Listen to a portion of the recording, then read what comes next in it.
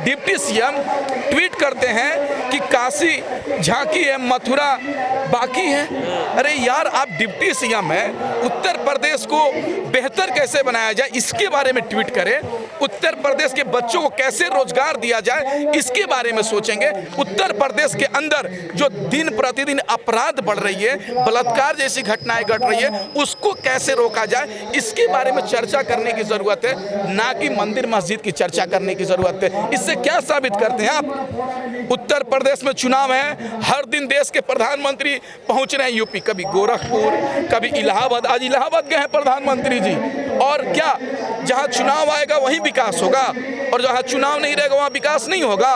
4.5 वर्ष आदित्यनाथ योगी जी और प्रधानमंत्री जी किस नशा में विलीन थे कि उनको यूपी याद नहीं आ रहा था। लेकिन अब अगले महीने चुनाव आने वाले हैं, अगले साल चुनाव आने वाले हैं, तो प्रधानमंत्री जी को यूपी नजर आ रहा है। गंगा एक्सप्रेसवे बना रहे हैं, जमुना एक्सप्रेसवे बना रहे हैं। अरे भाई, कॉरिडोर भी खोला है। वही तो कह रहे हैं। ये देखिए, बस ये लोग मुद्दा से भटकाना चाहते हैं, लेकिन मुद्दा से लोग नहीं भटकेंगे। आज आप क्यों नहीं चाह रहे? वो राम राज्य स्थापित करना चाह रहे हैं। राम राज का मतलब क्या होता है? राम राज का मतलब होता है कि अमित शाह का बेटा बीसीसीआई का चेयरमैन बनेगा, राजनाथ सिंह का बेटा नोएडा से विधायक बनेगा, ये अडानी और अंबानी करोड़पति हो जाएगा, अरबपति हो जाएगा और इस देश के लोग भूखे मर जाएंगे। यही राम राज है। आप यही राम राज चाहते हैं कि हॉस्पिटल, यूनिवर्सिटीज, कॉलेज बंद हो और मंदिर को खोला जाए। यही राम राज होता है। अच्छे दिन यही होते हैं कि 30 रुपए का डीजल 100 रुपए बिके, 60 रुपए का पेट्रोल 110 रुपया बिके, 300 का गैस सिलेंडर 1000 का बिके। यही राम राज होता है क्या? आज सड़कों पर जाइए ना, अब जाइए सड़कों पर, देखिए बच्चे भटक रहे हैं रोजगार के लिए। कह रहे हैं बच्चे, नफरत नहीं रोजगार चाहिए। प्रधानमंत्री जी, युवा को जीने का अधिकार चाहिए, ये बच्चे कह रहे हैं। लेकिन प्रधानमंत्री जी को मंदिर मस्जिद से फुर्सत मिलेगा तब तो बच्चों की बात करेंगे। आज देश में रोजगार नीति बनाने की जरूरत है, जिसके तहत इस देश के अंदर जितने बच्चे बेरोजगार हैं उनको रोजगार दिया जा सके। सबसे पहले ये जरूरी है। जरूरी मंदिर मस्जिद और गुरुद्वारा नहीं है, पहले रोजगार की जरूरत है। महंगाई आसमान छू रही है, इसकी जरूरी है। आज लोगों की परमानेंट नौकरी नहीं है, उनको परमानेंट नौकरी कैसे दिया जाए ये जरूरी है। आज रोजगार गारंटी नहीं बन रहा है, रोजगार नीति नहीं बन रहा है। लोग 3 महीने नौकरी करते हैं, कंपनी वाला हटा देता है। क्या उनको परमानेंट नौकरी करने का अधिकार नहीं है?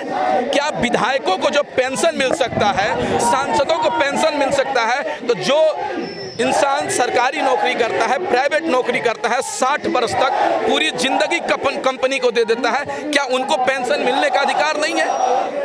तो योगी जी कह रहे हैं हर दिन रोजगार बढ़ रहा है यूपी में। हाँ, बढ़ रहा है, बिल्कुल। योगी जी के बात से हम सहमत हैं। उनका विकास देखना हो, उनका रोजगार देखना हो, उनका बेहतर उत्तर प्रदेश देखना हो तो कागज पे दिखेगा, बैनर पे दिखेगा, टीवी स्टूडियो में दिखेगा और टीवी में दिखेगा। उनका विकास सड़क पर नहीं दिखेगा। अब सड़क पर जाइए ना, उत्तर प्रदेश के गलियों में घूमेंगे तो कहते थे ना, उत्तम प्रदेश बना देंगे। उत्तम प्रदेश नहीं बनाया है, बल्कि आप ओमपुरी का गाल जैसा सड़क बना दिए हैं। ओमपुरी का गाल देखें, धंस जाता है। उसी तरीके से उत्तर प्रदेश की सड़क को भी ये लोग गड्ढे बना दिए हैं। गड्ढे मुक्त के सपने दिखाने वालों, भ्रष्टाचार मुक्त के सपने दिखाने वालों, तुमने तो सबसे बड़ा भ्रष्टाचारी, तुमने टेनी को, मिश्रा को बर्खास्त नहीं कर रहे हो और ज्ञान बांट रहे हो हमको। जो जिसके ऊपर हत्या का मुकदमा दर्ज हो, जिसके ऊपर बलात्कार करने का दर्ज हो, जिसके ऊपर किसानों के ऊपर गाड़ी चढ़ाने का मुकदमा दर्ज हो, उससे इस्तीफा नहीं चाहिए। इस्तीफा किससे चाहिए? अरे गजब ड्रामा है भाई। आज एसआईटी गठन हुआ, एसआईटी ने भी कहा कि लखीमपुरी में जो घटना घटी है एक साजिश के तहत किसानों के ऊपर गाड़ी चढ़ाया गया है। लेकिन फिर भी प्रधानमंत्री जी और गृह मंत्री जी इस्तीफा नहीं लेंगे। क्यों भाई? देश की जनता आपसे पूछ रही है। अमित शाह जी क्या बोलते हैं? जाते हैं उत्तर प्रदेश और ऐसे कहते हैं, कि दूर दूर तक दूरबीन से देखता हूं तो उत्तर प्रदेश के सड़कों पर अपराधी नहीं दिखता है, और जस्ट उनके बगल में अपराधी, बाहुबली, गुंडा, मवाली अजय मिश्रा टेनी बैठा रहता है। उससे इस्तीफा नहीं लेंगे, इस्तीफा नहीं लेंगे। अब लोग समझ चुके हैं, अब इनको करारा जवाब मिलेगा। जमुना एक्सप्रेसवे बना रहे हैं, गंगा एक्सप्रेसवे बना रहे हैं, ऐसा उद्घाटन कर रहे हैं, हर दिन नया नया उद्घाटन, हर दिन। अभी क्या कर रहे हैं, सुकन्या योजना के तहत इलाहाबाद प्रधानमंत्री पहुंचेंगे, पैसा बांटेंगे, इलाहाबाद में सड़क बनाएंगे, उद्घाटन करेंगे।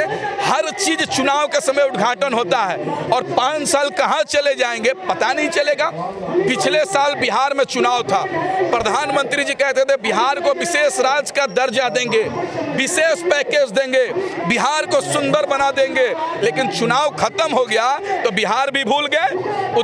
उसी तरीके से उत्तर प्रदेश में चुनाव आया है, उत्तर प्रदेश को खूब सुंदर बना रहे हैं, सुंदर बना रहे हैं, और चुनाव खत्म होगा उत्तर प्रदेश को भी भूल जाएंगे प्रधानमंत्री जी। ये भुलक्कड़ लोग हैं। चुनाव आएगा तो विकास याद आएगा, और चुनाव खत्म होगा तो विकास भी खत्म हो जाएगा। तो हेमा मालिनी का हम जिक्र कर रहे थे, हेमा मालिनी को उस जनता ने तो चुना है, जनता जो चाह रही है वो करा रही है। अब वही तो कह रहे हैं कि हेमा मालिनी जब वोट लेना रहता है तो गेहूं के खेत में जाती है काटने के लिए, जब वोट लेना रहता है किसानों से और मथुरा के जनता से, उत्तर प्रदेश की जनता से, तो धान काटने के लिए खेतों में जाती हैं। लेकिन चुनाव जीत के आती हैं तो बोलती हैं कि काशी की तरह मथुरा में मंदिर बनना चाहिए। अरे हेमा मालिनी, आपको शर्म आना चाहिए कि आप एक चुनी हुई जनता के द्वारा प्रतिनिधि होकर उत्तर प्रदेश और देश की विकास की बात नहीं कर रही हैं, बल्कि गाय गोबर की बात कर रही हैं, मंदिर मस्जिद की बात कर रही हैं, लोगों को मुद्दे से भटका रही हैं। देश ऐसे चलेगा? देश नफरत से नहीं मैडम, मोहब्बत से चलेगा, इखलाक से चलेगा। जैसे आप फिल्मों में अमिताभ बच्चन के साथ प्यार करती थी, उसी तरीके से उत्तर प्रदेश की जनता के साथ भी प्यार कीजिए, नफरत मत बांटिए, प्यार बांटिए। और मथुरा के बच्चों के लिए भी कुछ संसद में मोदी जी से सवाल कीजिए। मथुरा के बच्चे रोड पे भटक रहे हैं, अलीगढ़ के बच्चे रोड पे भटक रहे हैं, गोरखपुर के बच्चे रोड पे भटक रहे हैं। यहाँ तो एसएससी के जीडी के बच्चे तो आए हैं, रोजगार की कोई नहीं मिल रहा है, किन्हीं को ज्वाइनिंग लेटर नहीं मिल रहा है, किसी को फॉर्म नहीं आ रहा है, ये तो बच्चे भटक रहे हैं। 2018 में रेलवे ग्रुप डी का वैकेंसी आता है, 2021 खत्म होने वाला है, अभी तक आप बताइए रेलवे ग्रुप डी का एग्जाम नहीं हुआ। लोकसभा का चुनाव होगा 3 महीना में कंप्लीट, विधानसभा का चुनाव होगा 3 महीने में कंप्लीट, सब चुनाव 3 महीने में कंप्लीट, लेकिन ग्रुप डी का बच्चों का एग्जाम 3 साल में नहीं होगा। अरे प्रधानमंत्री जी, आपको शर्म करना चाहिए। लंबी लंबी बातें फेंक रहे हैं, ये कर दिया, वो कर दिया, ऐसे कैसे कर दिए? कुछ हो तो दिखिए नहीं रहा, और लंबी लंबी बातें फेंक रहे हैं। बात फेंकने से नहीं होगा, बात जुमला से देश नहीं चलेगा। आपको बच्चों को ध्यान देना होगा, और देश को ऐसी ऐसी कानून नहीं लाना होगा जिस कानून के देश की जनता को कोई फायदा नहीं।